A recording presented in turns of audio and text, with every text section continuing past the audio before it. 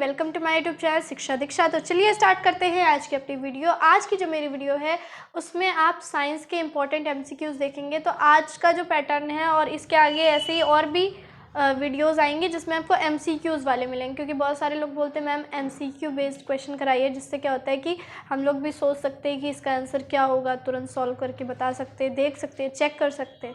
तो इस वजह से आपको एमसीक्यू बेस्ड क्वेश्चंस भी मिला करेंगे। और अब मैं कोशिश करूँगी कि जो भी क्वेश्चन मैं दूँ मोस्टली साइंस वगैरह के, वो सारे आपको एमसीक्यू बेस्ड हों, या फिर हिस्ट्री वगैरह कोई भी अगर आपका जीएस का क्वेश्चन आता है तो कोशिश किया करूँगी कि मैं कि वो आपके एमसीक्यू बेस्ड हों।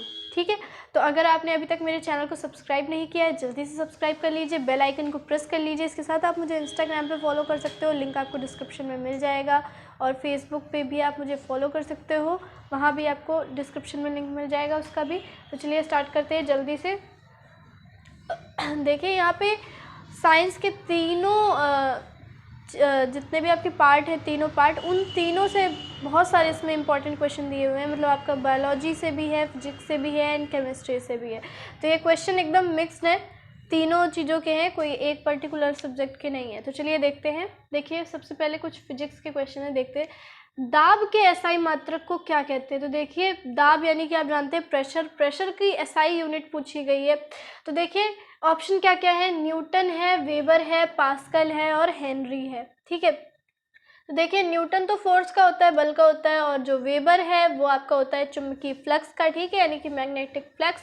उसके बाद देखिए पास्कल है, तो पास्कल ही दाब का एसआई मात्रक होता है। ठीक है, पास्कल क्या है, दाब का एसआई मात्रक। और उसके बाद हेनरी दिया हुआ है, हेनरी आप जानते हैं इंडक्टेंस का होता है। ठीक है, तो आपका इसका राइट आंसर क्या हो गया, पास्कल। ठीक है, दाब का एसआई मात्रक पास्कल। चलिए नेक्स्ट देखते हैं। निम्न में से कौन एक सदिश राशि नहीं है? ठीक है, सदिश राशि तो आप जानते हैं ना, दिशा के साथ परिमाण भी हो तो वो राशि कौन सी होती है, सदिश राशि। ठीक है, दो राशि हम लोग पढ़ते हैं ना, स्केलर क्वांटिटी, वेक्टर क्वांटिटी, तो वही सारी चीजें। तो निम्न में से कौन एक सदिश राशि नहीं है? देखिए आपके पास चार ऑप्शन है, संवेग, विस्थापन, बलागुण और गति।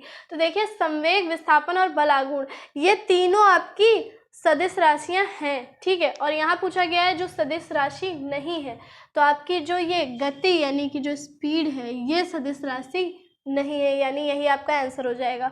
उसके बाद देखिए नेक्स्ट क्वेश्चन क्या है। नेक्स्ट क्वेश्चन जो है वो केमिस्ट्री से रिलेटेड है। पुराने तेल चित्रों का रंग सुधारने के लिए जो पहले के टाइम की ऑयल पेंटिंग्स बनाई गई हैं, बहुत आप जानते हो बहुत पुराने लोगों की उनकी ऑयल पेंटिंग्स रखी हुई हैं, तो उनका अगर कलर जो होता है वो ख़राब होने लगता है, उसको सुधारने के लिए क्या प्रयोग किया जाता है? दरअसल में उसमें कालापन आने लगता है रखते रखते। तो कौन सी ऐसी केमिकल चीज़ है जो यूज़ की जाती है उनको सही करने में? देखिए यहाँ पे दो ही ऑप्शन लिखे हुए हैं, एक आपका बेरियम पेरोक्साइड और एक आपका हाइड्रोजन पेरोक्साइड। ठीक है, तो इसमें से जो करेक्ट ऑप्शन है वो है हाइड्रोजन पेरोक्साइड। तो हाइड्रोजन पेरोक्साइड का यूज़ किया जाता है पुराने जो भी आपके ऑयल पेंटिंग्स हैं उनका कलर सही करने के लिए। ठीक है, चलिए नेक्स्ट देखते हैं। निम्नलिखित में किसे एक स्नेहक के रूप में प्रयोग किया जाता है? स्नेहक यानी कि आपका जो लुब्रिकेंट के रूप में प्रयोग किया जाता है, किसको यूज़ किया जाता है? देखिए तीन ऑप्शन दिए हुए हैं, ग्रेफाइट, सिलिका, आयरन ऑक्साइड। ठीक है, तो सिलिका, आयरन ऑक्साइड नहीं होंगे आपके, आपका आंसर हो जाएगा ग्रेफाइट, बिकॉज आप जानते हो ग्रेफाइट की जो स्ट्रक्चर होता है, सॉरी ग्रेफाइट जो होता है बहुत ही मुलायम होता है और ये लुब्रिकेंट के लिए यूज़ किया जाता है। ठीक है, चलिए नेक्स्ट देखते हैं। ग्रेफाइट की छड़ें वगैरह और इसी तरह की बहुत सारी चीज़ें ग्रेफाइट की यूज़ की जाती है। उसके बाद देखते हैं नेक्स्ट, पौधों की कौन सी बीमारी, ये देखिए बायोलॉजी से रिलेटेड है, पौधों की कौन सी बीमारी रिंग बीमारी के रूप में जानी जाती है? तीन ऑप्शन दिए हुए हैं, साइट्रस कैंकर, आलू की विल्ट एंड फायर ब्लाइट। ठीक है, तो इसमें से पूछा गया है रिंग बीमारी, यानी कि जिसमें ऐसे रिंग सी बन जाती है, वो है आपकी आलू की विल्ट। ठीक है, आलू की विल्ट में ऐसा होता है, दरअसल में आपका एक बैक्टीरियल डिजीज़ होती है, आलू की बैक्टीरिया जनित रोग होता है, जिसमें क्या होता है जाइलम जो होता है उस पर एक रिंग बन जाती है, ब्राउन कलर की रिंग बन जाती है। ठीक है, तो ये है आलू की विल्ट। ठीक है, उसके बाद देखिए नेक्स्ट बहुत इजी है, ये तो सबको ही आता होगा, आई होप सबसे ही मैं एक्सपेक्ट करती हूँ कि इसका आंसर आप लोग पता होगा। सूरज की रोशनी से हमारे शरीर को कौन सा विटामिन मिलता है? Vitamin D. ठीक है, जो बॉडी है हमारा वो विटामिन डी का निर्माण करती है। जब उसको सूर्य की रोशनी मिलती है, ठीक है। विटामिन सी, डी, बी के देखिए 4 थे ऑप्शन, और आपका जो करेक्ट ऑप्शन हो जाएगा वो विटामिन डी हो जाएगा। अगर आपने मेरी विटामिन की ट्रिक वाली वीडियो नहीं देखी है तो उसको देख लीजिए। और भी एक वीडियो मैंने विटामिन की बनाई थी जिसमें मैंने उसके साइंटिफिक नेम्स को जल्दी याद कराने की, और भी मतलब कि किसकी कमी से क्या होता है, उनकी कमी से क्या होता है, और उनके सोर्सेज क्या क्या हैं, इन सब पे मैं ऑलरेडी वीडियो बना चुकी हूँ। अगर आपने नहीं देखी तो आप सर्च करके देख सकते हैं, ठीक है। उसके बाद चलिए नेक्स्ट देखते हैं, नाइट विज़न उपकरणों में आमतौर पर उपयोग किए जाने वाली तरंगे हैं। देखिए नाइट विज़न आपने सुना होगा, नाइट विज़न कैमरे होते हैं जो कि बिल्कुल अंधेरे में भी तस्वीरें कैप्चर कर लेते हैं। तो कैसे बनाए, मतलब किस तरीके से वो ऐसा काम करते हैं, कौन सी उसमें वेव्स हैं जो यूज़ की जाती हैं।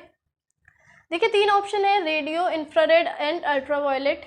तो इसमें से जो आपका सही ऑप्शन है वो है इंफ्रारेड, ठीक है। अवरक्त किरणों का यूज़ किया जाता है नाइट विज़न, जो भी आपके कैमरे वगैरह है, जो भी उपकरण है उनमें, ठीक है। देखिए नेक्स्ट है, जब शॉर्ट सर्किट होता है तो धारा पर क्या प्रभाव पड़ता है। फिजिक्स से रिलेटेड क्वेश्चन, ठीक है।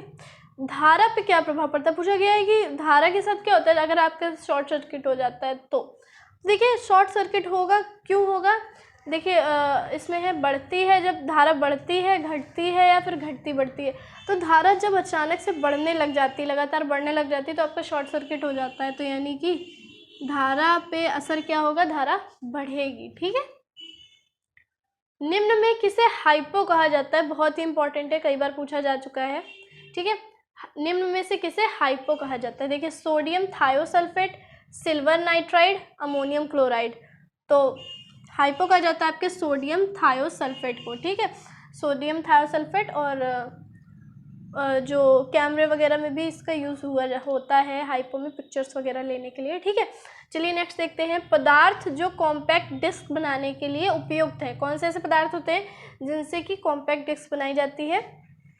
देखिए ऑप्शन है पॉलीएथिलीन, पॉलीएमाइड्स, पॉलीकार्बोनेट्स। तो आपके जो पॉलीकार्बोनेट्स हैं उनसे हम क्या करते हैं सॉरी, उनसे हम क्या करते हैं, कॉम्पैक्ट डिस्क बनाते हैं, ठीक है। तबीयत मेरी नहीं सही है तो, लेकिन आप लोग माइंड मत कीजिएगा, मैं कोशिश करूँगी कि आपको अच्छे से बता सकूँ मैं, ठीक है। तो पदार्थ जो कॉम्पैक्ट डिस्क बनाने के लिए उपयुक्त हैं वो क्या है, पॉलीकार्बोनेट्स। चलिए नेक्स्ट देखते हैं, जल गैस यानी जिसको हम वाटर गैस बोलते हैं वो किसका मिक्सचर है, ठीक है। ऑप्शन में है आपका CO एंड N2। CO आप जानते हैं कार्बन मोनोऑक्साइड और नाइट्रोजन, ठीक है। पहला ऑप्शन है carbon monoxide and nitrogen, second option is carbon monoxide and hydrogen, and third one is carbon monoxide and oxygen, ठीक है। 3 ऑप्शन दिए हुए हैं यहाँ पे। तो आपका जो राइट आंसर हो जाएगा वो बताइए क्या होगा। तो देखिए वो राइट आंसर आपका हो जाएगा कार्बन डाइऑक्साइड एंड हाइड्रोजन, ठीक है। कार्बन डाइऑक्साइड और हाइड्रोजन जब मिलते हैं तो जल गैस, ये जो वाटर गैस है ये बनती है, ठीक है। और जब कोक जो होता है, रेड कोक, जब कोक जो होता है एकदम रेड हो जाता है तो उस टाइम ये गैस वाटर गैस बनती है। तो चलिए देखते हैं अपना नेक्स्ट क्वेश्चन। तो नेक्स्ट क्वेश्चन क्या कह रहा है, नेक्स्ट क्वेश्चन कह रहा है कि रक्त में RBC के बढ़ने से कौन सी स्थिति बन जाती है, ठीक है। यानी अगर आपका RBC काउंट ज़्यादा हो जाता है, बहुत ज़्यादा, मतलब जो लेवल से ज़्यादा ऊपर हो रहा है, तो फिर कौन सी इसमें डिजीज़ है जो होने के चांस है। तो देखिए एक ऑप्शन है एनीमिया, दूसरा ऑप्शन है हीमोफीलिया, तीसरा ऑप्शन है पॉलीसिथेमिया, ठीक है। तो एनीमिया तो आप जानते हैं रक्त अल्पता होती है, यानी कि ब्लड की कमी होती है, तो ये तो आपका होना ही नहीं है। सेकंड जो है हीमोफीलिया, हीमोफीलिया वो रोग होता है जिसमें कि खून के थक्के नहीं जमते, ठीक है, तो आप ये भी जानते हो। फिर उसके बाद देखिए लिखा है पॉलीसिथेमिया, तो ये ही आपका करेक्ट आंसर हो जाएगा। इसी में जो RBC की संख्या है वो अनियमित हो जाती है, और ये बोन मैरो की विषमता के कारण होता है, यानी कि बोन मैरो से रिलेटेड डिजीज़ है ये, ठीक है। चलिए नेक्स्ट देखते हैं, किसने पहली बार पारिस्थितिकी तंत्र का प्रस्ताव दिया, यानी कि पारिस्थितिकी तंत्र के जनक किसको बोला जाता है। तो देखिए 3 ऑप्शन है, Karl Mobius, A.G. Tansley, R. Hooke. तो आपका करेक्ट ऑप्शन हो जाएगा A.G. टॉन्सले, ठीक है। A.G. टॉन्सले जो है वो करेक्ट ऑप्शन हो जाएगा। उसके बाद देखिए लिखा है अगेती झुलसा बीमारी से कौन सी यहाँ फसल नहीं लिखी हुई है, तो अगेती झुलसा बीमारी से कौन सी फसल जो है जो कि प्रभावित होती है। तो अगेती झुलसा बीमारी जो होती है, देखिए 4 ऑप्शन दिए हुए हैं, आलू, गन्ना, चावल, गेहूँ। तो इसमें से करेक्ट ऑप्शन हो जाएगा आपका आलू। आलू से रिलेटेड डिजीज़ होती है, फंगस डिजीज़ होती है, यानी कि कवक जनित रोग होता है, ठीक है। उसके बाद देखते हैं नेक्स्ट, दूर से चमकते पिंड के तापमान को किस यंत्र से निर्धारित करते हैं? तो आपके पास दो ऑप्शन है, पारद थर्मामीटर या पायरोमीटर। तो पायरोमीटर से नापा जाता है ऐसे दूर से चमकते हुए पिंड की जो तापमान है उसको पायरोमीटर से, ठीक है। इसी तरीके की मैंने एक वीडियो बनाई जिसमें मैंने बहुत सारे मीटर्स और उनके यूज़ के बारे में आपको बताया, तो आप वो वीडियो देख सकते हो। देखिए आप लिखा है नेक्स्ट, एक तारयुक्त उपकरण द्वारा उत्पादित एक संगीत ध्वनि की गुणवत्ता या स्वर किस पे निर्भर करता है? तारयुक्त उपकरण यानी कि आपका सितार, गिटार, बीड़ा, कुछ भी आप समझ लो, उनमें तार लगे होते हैं, आपने देखा है। तो देखिए आपके पास ऑप्शन है, कंपन की आवृत्ति, उपकरण में तारों की लंबाई, कंपन का आयाम, ध्वनि की तरंग। तो इसमें से जो आपका करेक्ट ऑप्शन हो जाएगा, ना तो वो ये होगा, ना ये, आपका करेक्ट ऑप्शन हो जाएगा ध्वनि की तरंग। जितनी नियमित ध्वनि की तरंगें निकलेंगी उतना ही नियमित उससे हमें जो है ध्वनि की गुणवत्ता यानी जो संगीत का सुर है वो उतना ही मतलब संगीत मधुर सुनाई देगा, ठीक है।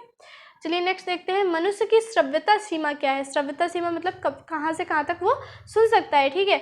तो आपके पास ऑप्शन है 4, 20 हर्ट्ज से लेके 20,000 हर्ट्ज तक, 80 हर्ट्ज से लेके 100 हर्ट्ज तक, 0 हर्ट्ज से लेके 20 हर्ट्ज तक, ठीक है।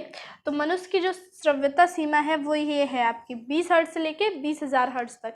इससे जो ज़्यादा या इससे कम की ध्वनि मनुष्य नहीं सुन सकता, लेकिन कुछ ऐसे जानवर हैं जो इससे कम ध्वनि भी सुन सकते हैं, ठीक है। चलिए नेक्स्ट देखते हैं, इनमें से कौन सा अर्धचालक नहीं है, यानी कि कौन सा सेमीकंडक्टर नहीं है? ऑप्शन है आपके पास सिलिकॉन, क्रिप्टॉन, सेलेनियम, जर्मेनियम।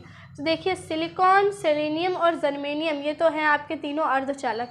तो जो नहीं है वो है आपका क्रिप्टॉन। क्रिप्टॉन है आपका एक केमिकल एलिमेंट जिसका कि जो नंबर होता है वो क्या होता है 36, ठीक है। जब आप पीरियोडिक टेबल पढ़ते हैं तो क्रिप्टॉन आता है उसमें Kr36, ठीक है। तो ये हो गए हमारे आज के क्वेश्चन, हमारे आज के MCQs। आई होप आप लोगों को पसंद आए होंगे, समझ में आए होंगे। और आप लोगों ने कितने अटैम्प्ट किए ये भी बताइएगा, इसका स्क्रीनशॉट जल्दी से ले लीजिए। तो कितने क्वेश्चन आप इस पे अटैम्प्ट कर पाए, आपको कितने आ रहे थे मुझे कमेंट में बताइएगा। ऐसे ही MCQs की वीडियोस मैं आप लोगों के लिए और भी लाती रहूँगी जिससे कि आप लोगों की जो भी तैयारी है वो अच्छे से होती रह सके, ठीक है। तो वीडियो को लाइक करना मत भूलिएगा, शेयर कर दीजिएगा सबके साथ। तो चलिए मिलते हैं अपनी नेक्स्ट वीडियो में, तब तक के लिए सीखते रहिए, पढ़ते रहिए शिक्षा दीक्षा के साथ।